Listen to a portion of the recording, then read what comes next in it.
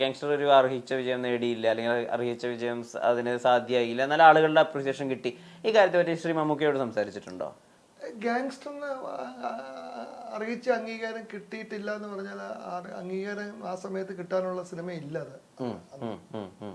പിന്നെ എങ്ങനെയാ മമ്മൂക്കയോട് പോയി സംസാരിക്കുന്നത്? അദ്ദേഹത്തിന് വലിയ പ്രതീക്ഷ ഉണ്ടായിരുന്നില്ല ആ സിനിമയിൽ. തീർച്ചയായിട്ടും അദ്ദേഹത്തിന്റെ ലുക്കുകളെ പറ്റിയൊക്കെ വലിയ ആവശ്യത്തോടുകൂടിയാണ് സംസാരിച്ചത്. ഗാങ്സ്റ്റർ ആ കാലഘട്ടത്തിൽ മലയാളത്തിൽ ഏറ്റവും കൂടുതൽ കളക്ട് ചെയ്ത സിനിമയാണ് ഗാങ്സ്റ്റർ. ആ സമയം വരെ മലയാളത്തിൽ ഫസ്റ്റ് ഡേ കളക്ട് ചെയ്ത സിനിമയാണ്. 86 ലക്ഷം രൂപ ഷെയർ ഉണ്ടെന്ന്. 86 lakhs എന്ന് പറയുന്നത് വലിയ എമൗണ്ടാണ്. 89 ലക്ഷം രൂപ ഷെയർ ഉണ്ട്. 2013 നമുക്ക് ഷെയർ ഉണ്ട്. അത് വലിയ എമൗണ്ടാണ്. നേരം